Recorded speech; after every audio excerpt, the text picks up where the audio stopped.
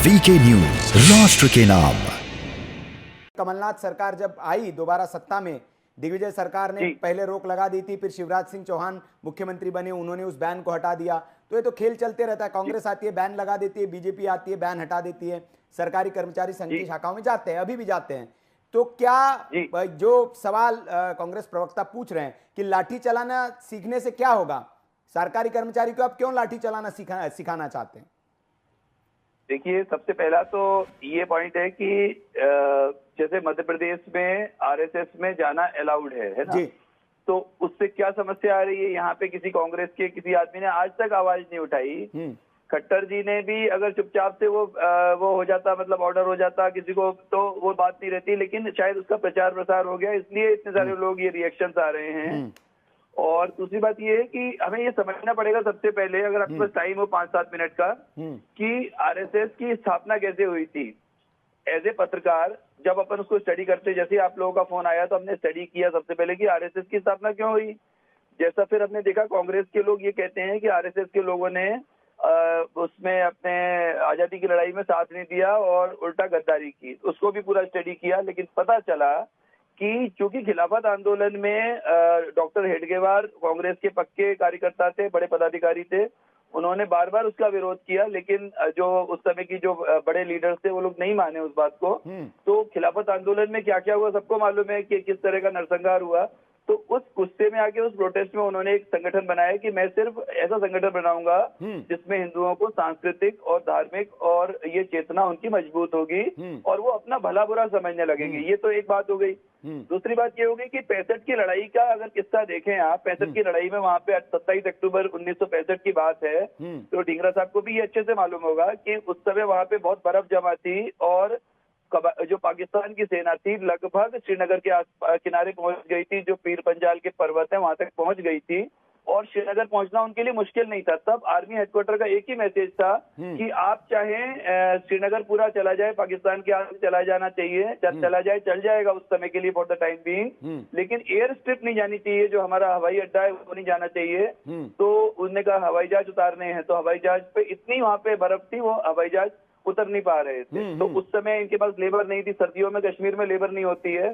तो वो आरएसएस के हेडक्वार्टर गए वहां पे श्रीनगर के, वहां पे 2 लोग मिले उनको, एक प्रेमचंद, वो भी शायद ढींगरे ही थे शायद, नहीं डोगरा थे, वो डोगरा थे, और 2 लोग मिले। तो उन दोनों से उन्होंने बात की, तो उन्होंने कहा हमको 50 लोग चाहिए। तो 50 के बजाय 600 लोग मिले और बर्फ क्लियर हुई और 329 सिख रेजिमेंट के वहां पे सोल्जर्स उतरे और कश्मीर श्रीनगर को बचाया। अब ढींगरा साहब भले हंस रहे हैं, पर इस पूरी बात में कहीं जरासी भी गड़बड़ हो तो ढींगरा जी कह सकते हैं। दूसरी बात है नहीं, मैं राजेश जी, मैं ढींगरा जी शायद इसलिए हंस रहे हो क्योंकि उन्हीं की पार्टी के जो जिनको बहुत मानते हैं ढींगरा साहब, पूरा देश के पहले प्रधानमंत्री जवाहरलाल नेहरू जी ने, यही राष्ट्रीय स्वयंसेवक संघ था जिनको लाल किले पर परेड में मंजूरी दी थी।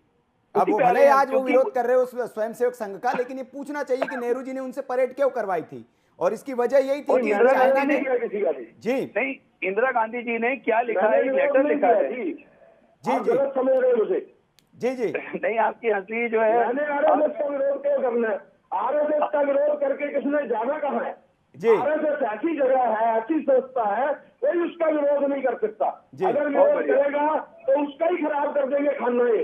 अच्छा, तो आप मतलब आरएसएस के विरोध में नहीं है? तो ढींगरा साहब और चीज बताना चाहता हूँ। जी बोलिए। वो भी तो कांग्रेसी थे, ऑल इंडिया कांग्रेस कमेटी में थे और उन्होंने आरएसएस का भूमिका रखी, आरएसएस बनाई, लेकिन उनका जो देश के प्रति, राष्ट्र के प्रति, जो हमारा देश आजाद हुआ उसके प्रति उनका योगदान क्या था वो बताना चाहिए ना। तो था ही कुछ नहीं।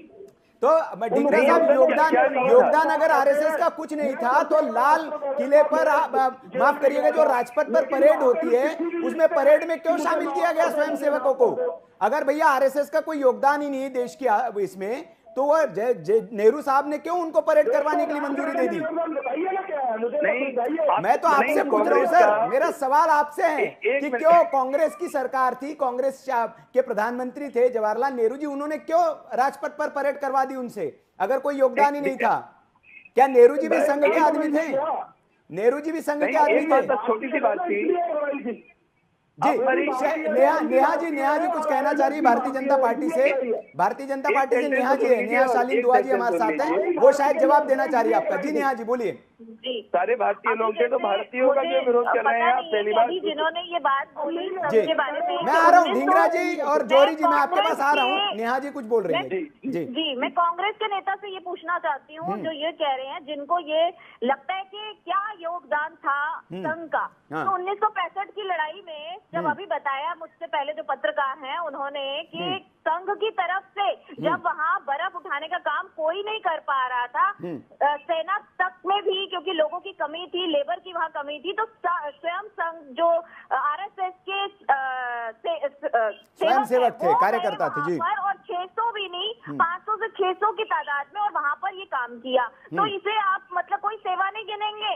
और जो संघ की सेवाएं हैं वो आपको बहुत अच्छी तरह पता है कि इंदिरा गांधी ने भी रिकॉग्नाइज किया था। अरे इंदिरा साहब सुन तो लीजिए, क्या प्रॉब्लम है, मैंने तो आपको आराम से सुना है, सुन तो लीजिए। ये है ड्रीम मीडिया नेटवर्क